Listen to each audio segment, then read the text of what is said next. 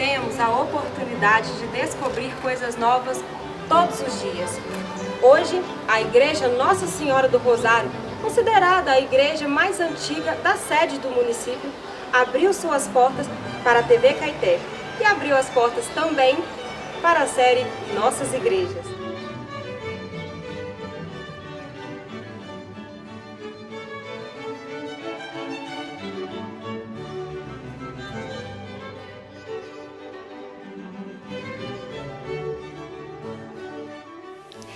E a TV Caeté trouxe o Wallace Trindade, que é professor de História, para contar um pouco mais da história da Igreja do Rosário. Então, a igreja é um importante patrimônio do município, nem sempre entendido como, né? As pessoas visitam pouco aqui a capela pelo fato, talvez, o principal fator ser o cemitério em volta da igreja, né? Mas é um importantíssimo patrimônio histórico da sociedade caetense. Essa igreja ela é datada dos primeiros anos do século XVIII, né? Tem documentos que já fazem referência a ela em 1704. E a gente precisa, então, entender o contexto que essa igreja foi construída na época, né? A gente está falando de 1704, Caeté pertencia ao Circuito do Ouro, e a gente está falando de uma sociedade onde a escravidão era a mão de obra principal. Nesse período, a escravidão, como é conhecido de todos, né, era um regime de muita segregação. O que acontece? Não era permitido aos negros, né, rezar no mesmo ambiente que os brancos. Então existia nesse período, era muito comum a formação das confrarias. O que eram as confrarias, né? Eram irmãos, eram as irmandades que se reuniam para poder fazer alguma coisa onde o governo, né, onde a sociedade não recebia ajuda. Por exemplo, o caso dos negros era muito comum para que eles pudessem rezar. Os negros trazidos da África, eles se identificavam, né, com alguns elementos do catolicismo e faziam um sincretismo.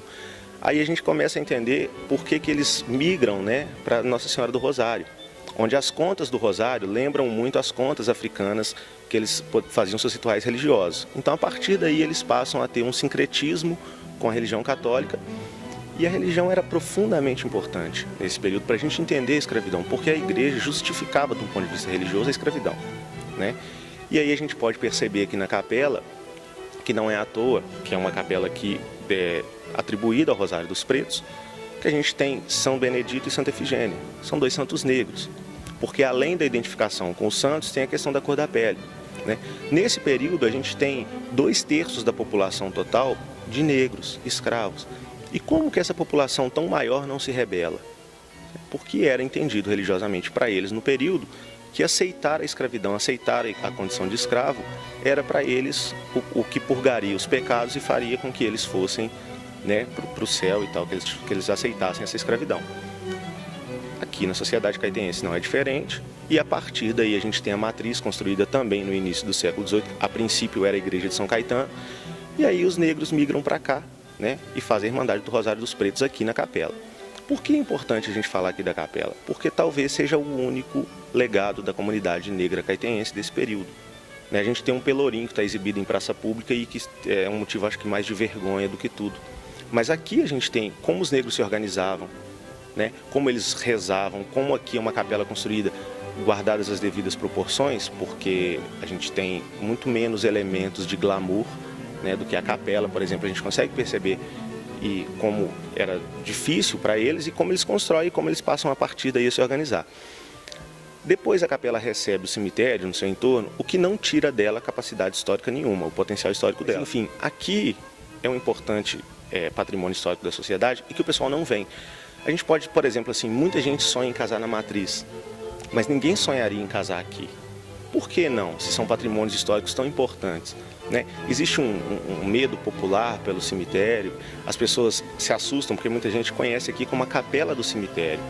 E na verdade a gente tinha que pensar o contrário, né? O cemitério está na capela, porque o cemitério é posterior. A gente pode ver que elementos das pessoas eram enterradas dentro das igrejas, né, que era considerado solo sagrado. A noção de cemitério, de higiene, vai surgir muito tempo depois, no século XIX.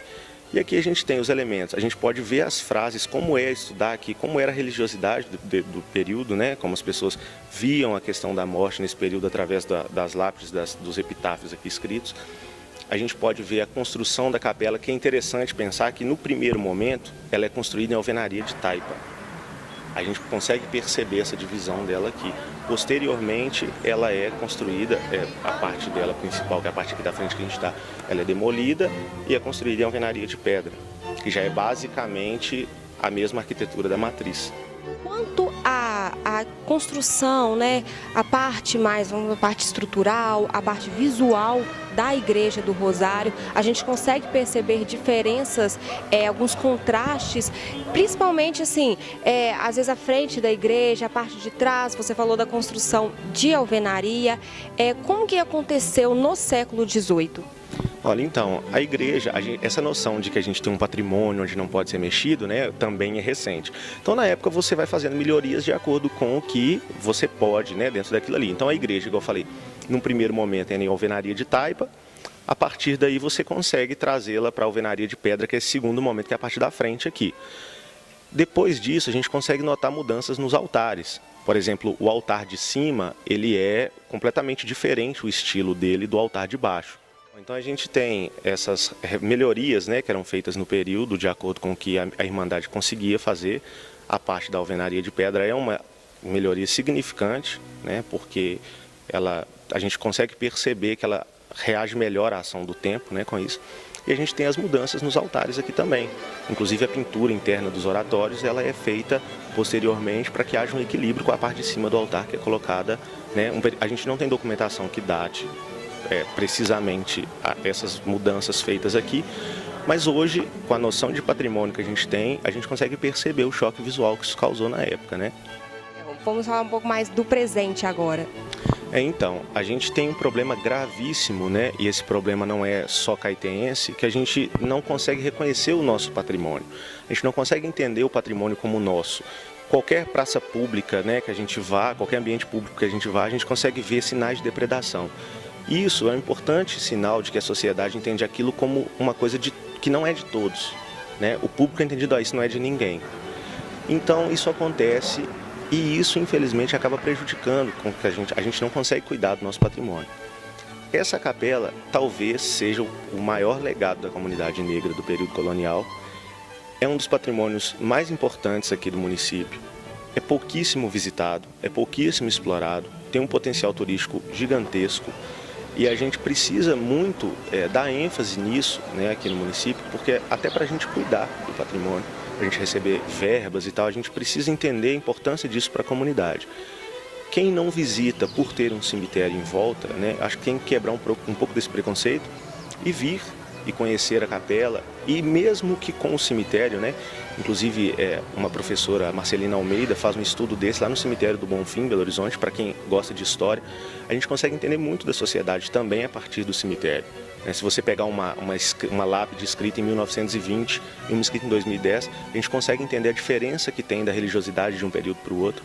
Então a capela aqui é importantíssima, é um importante patrimônio histórico da cidade, precisa ser cuidado, precisa ser explorado, né? Os jovens que estão chegando aqui, que não têm muito essa noção de patrimônio, precisam vir e precisam conhecer aqui a capela, entender a importância dela através da religiosidade, da comunidade negra e como isso tudo formou a sociedade caetense, porque aqui dentro foi formada importante parte da população caetense, importante parte da sociedade.